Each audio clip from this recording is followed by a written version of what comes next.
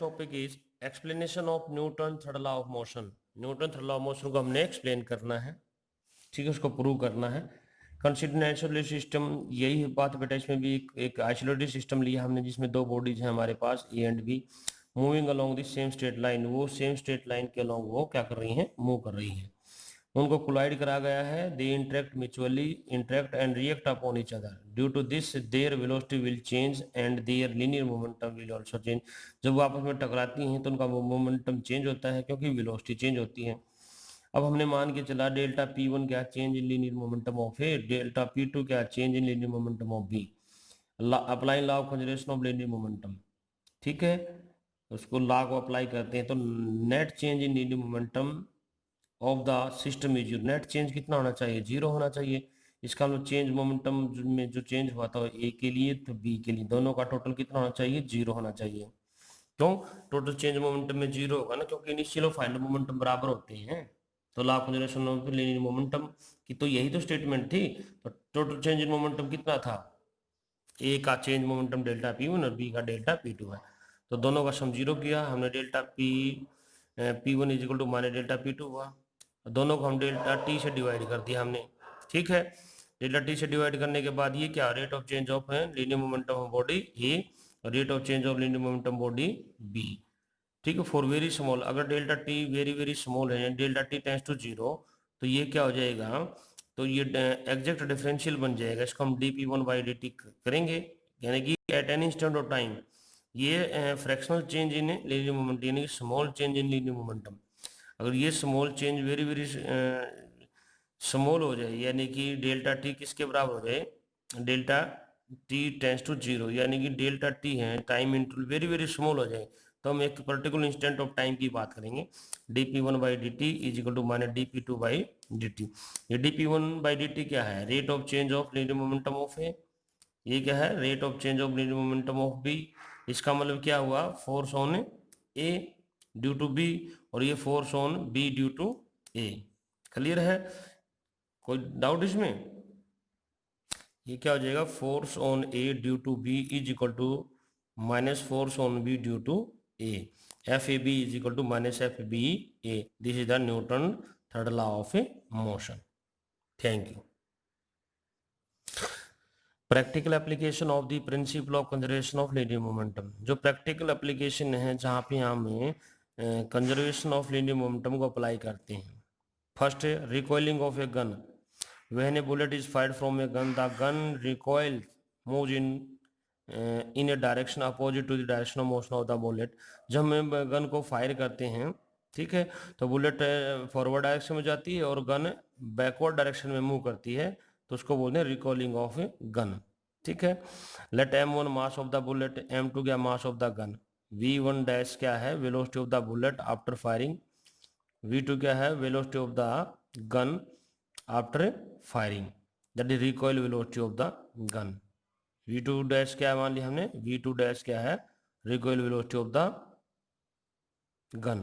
Clear है, और ये क्या है velocity of the bullet. Now before firing, firing से पहले क्या होता है बेटे, गन और बुलेट दोनों रेस्ट में थी, ठीक। So total linear momentum before firing will be zero, यानी कि जब ये मान लो गन हमारे पास, मैंने इसको फायर नहीं किया, इसके अंदर बुलेट है, ये गन है, ठीक है। इसका मतलब फायरिंग से पहले जो इसका जो लीनियर मोमेंटम होगा क्या होगा, जीरो, क्योंकि दोनों रेस्ट में है, मास तो है लेकिन वेलोसिटी तो जीरो है। जब हमने बुलेट को फायर कर दिया, ठीक है, बुलेट तो आगे जाएगी और ये गन पीछे जाएगी। इसका मतलब क्या हुआ, जो रिकॉइल वेलोसिटी है गन की वो क्या है v2 डैश, और बुलेट की जो फॉरवर्ड जो स्पीड है वो क्या है v1 डैश। क्लियर है। अब हम principal of conservation of linear momentum apply करते हैं। बिफोर फायरिंग से पहले मोमेंटम कितना है, जीरो, और बाद में मोमेंटम कितना है m1 v1 प्लस में m2 v2। क्लियर है। तो total momentum before firing is equal to total momentum after firing. Firing से पहले मोमेंटम क्या होगा, जीरो, क्यों, बुलेट भी रेस्ट पे थी और आपकी गन भी रेस्ट पे थी बेटा। क्लियर है ना, कोई डाउट इसमें? और फायरिंग के बाद उसकी जो बुलेट की वेलोसिटी वो क्या मान रखा हमने, v1, ठीक है। बुलेट की जो स्पीड है वो क्या मान रखे v1, और गन की जो स्पीड है वो क्या मान ली हमने v2। यहाँ v2 डैश नहीं लेना बेटा, हमने v1 एंड v2 को हमने इसमें कंसीडर करना है, ठीक है। कोई डाउट इसमें? V1 and V2। तो यहाँ पे V2 वैल्यू निकालते हैं -m1 V1 divided by m2। Negative sign shows that direction of V2 is opposite to the direction of V1, that is gun recoils, जो गन की रिकॉइल वेलोसिटी है उसके opposite. ठीक है, V2 that inversely proportional to M2, it means that a heavier gun recoil with a smaller velocity and vice versa। अगर भारी gun होगी तो उसकी जो रिकॉइल स्पीड होगी वो क्या होगी? कम होगी। तो V2 inversely proportional to 1/m2, यानी कि मास ज़्यादा होगा तो बेटे वेलोसिटी कम हो जाएगी। वेलोसिटी मास कम है तो वेलोसिटी ज़्यादा हो जाएगी। इसका मतलब जो M2 क्या मान रखा है, गन का मास है ना, गन का मास ज़्यादा है तो गन की जो रिकॉइल वेलोसिटी होगी वो क्या होगी?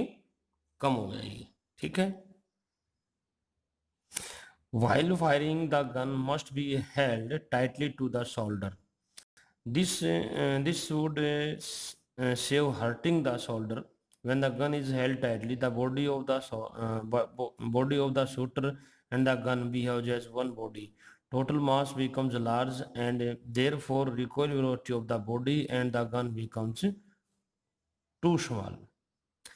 ये कहता है कि जब हम गन को फायर करते हैं तो गन को हमने टाइटली कंधे से मिलाकर उसको पकड़ना चाहिए। ठीक है, इससे क्या होता है कि जो गन और हमारा जो शोल्डर है एक सिस्टम की तरह बिहेव करेंगे। जो टोटल मोमेंटम होगा क्या होगा? उसका चेंज जीरो चेंज होगा। ठीक है, और जो recoil speed of the gun है वो क्या हो जाएगी? कम हो जाएगी, और हमें कोई भी जर्क नहीं लगेगा। Third point, flight of rockets and jet planes. जो फ्लाइट और रॉकेट फ्लाइट ऑफ रॉकेट, जो रॉकेट फ्लाइट करते हैं या जेट फ्लाइट करते हैं वो भी किसके बेस पे मूव करते हैं? According to law of conservation of linear momentum. ठीक है। Fourth, when a man jumps out of a boat to the शोर।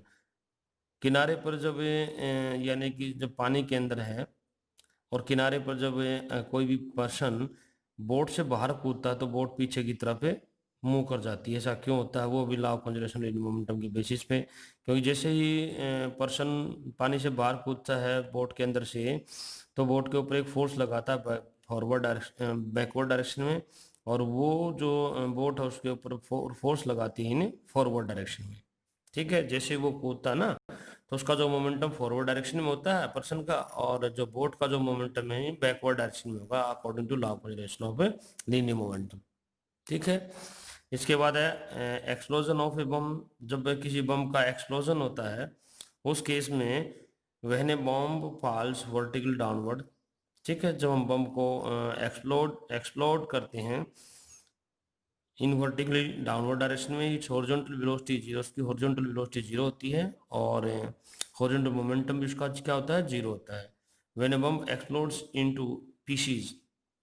जब कोई बम एक्सप्लोड होता है इन डिफरेंट पीसीज के अंदर, वो टूट जाता है। It's pieces are scattered horizontally in different direction. उसके जो पीसीज हैं हॉरिजॉन्टल डायरेक्शन में डिफरेंट डायरेक्शन में मूव करते हैं। तो so that the vector sum of momentum of these pieces become zero. तो उन पीसीज का जो total vector sum of momentum है वो क्या हो जाता है? जीरो हो जाता है, in accordance with the law of conservation of linear momentum. Sixth point है, a person left on a frictionless surface. Frictionless का मतलब है smooth surface. A person left on a frictionless surface can get away from it by blowing air out of his mouth. जब वो अपने मुख से हवा बाहर फेंकता है तो वो मूव करता है इन बैकवर्ड डायरेक्शन में with the direction of air blowing out of his mouth. ठीक है, और by throwing some object in direction opposite to direction in which he wants to move. ठीक है, अब वो क्या करता है या उसके अपोजिट डायरेक्शन में या कोई ऑब्जेक्ट वो फेंकता है। ठीक है, जिस डायरेक्शन में ऑब्जेक्ट फेंकता है उसके अपोजिट डायरेक्शन में वो मूव कर जाता है। ये भी accordance with the law of conservation of linear momentum. Clear है? A golf ball of mass 60 gram at rest is hit with a striker. Find the impulse of the hit if the ball stops after traveling a distance of 50 meter with a uniform retardation of 4 meter per second square. एक golf ball है जिसका मास 60 ग्राम है बेटा, वो hit करती है striker के साथ। ठीक है, और उसका जो इम्पल्स हमने फाइंड आउट करना है, if the ball stops after traveling a horizontal distance of 50 metre with a uniform retardation of 4 metre per second. ठीक है, वो स्ट्राइक करने के बाद कितना डिस्टेंस ट्रेवल करती है हॉरिजॉन्टल डायरेक्शन 50 मीटर, उसका जो रिटार्डेशन है नेगेटिव एक्सेलरेशन जो 4 मीटर पर सेकंड स्क्वायर है। तो मास कितना दे रखा है, गोल्फ बॉल का मास है 60 ग्राम, उसको किलोग्राम में चेंज किया हमने। ठीक है, velocity of the ball after a hit, जब हिट करता है उसको टकराता है उससे स्ट्राइकर से, तो उसकी जो स्पीड है वो स्ट्राइकिंग स्पीड कितनी है यू, और स्ट्राइकिंग के बाद जो वेलोसिटी वो कितना हो जाती है उसकी जीरो। एस कितना 50 मीटर, ए कितना -4 मीटर पर सेकंड स्क्वायर। तो using law of equation motion, v square minus u square equal to a s होता है, v final velocity zero square minus u square या स्ट्राइकिंग स्पीड का square is equal to into 4 into 50 that is -400। तो u square is equal to 400, u is equal to 20 metre per second की square root लेंगे दोनों side में। तो impulse कितना change in momentum, momentum में कितना चेंज हुआ तो वो इम्पल्स ही तो होता है।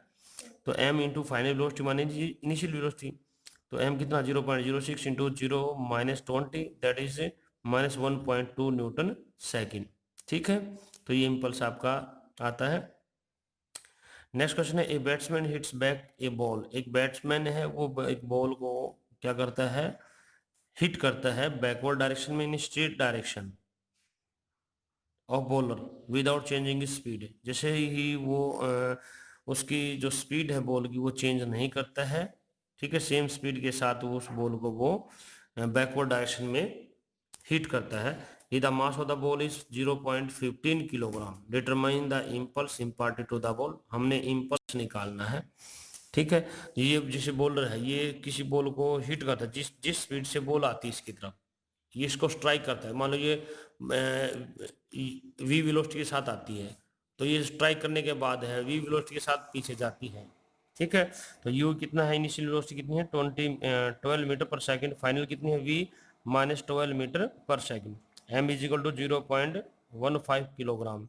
ठीक है, तो इनिशियल वेलोसिटी है ये फाइनल वेलोसिटी है, तो दोनों बराबर हैं। ये फॉरवर्ड डायरेक्शन में, मान लो ये फॉरवर्ड डायरेक्शन, मान लो ये along x axis positive x axis मान लिया हमने। ठीक है, और जो उसकी जो स्पीड है जब बैट्समैन उसमें बॉल को स्ट्राइक करता है हिट करता है उसकी डायरेक्शन क्या है, नेगेटिव एक्स एक्सिस। ठीक है, तो यहाँ पे इम्पल्स निकालना है, impulse change in linear momentum m into final velocity minus initial velocity, m कितना 0.15 इंटू फाइनल वेलोसिटी क्या -12, इनिशियल कितना -12 दैट इज -24 हो जाएगा, मल्टीप्लाई करते हैं तो -3.6 newton second. Negative charge shows that impulse is along negative x axis from the batsman to the bowler. मान लो ये बैट्समैन है, यहाँ पे ये बॉलर है, तो बैट्समैन से बॉलर की तरफ यानी कि नेगेटिव एक्स एक्सिस की तरफ उसका जो इम्पल्स होगा कितना होगा, -3.6 न्यूटन सेकेंड।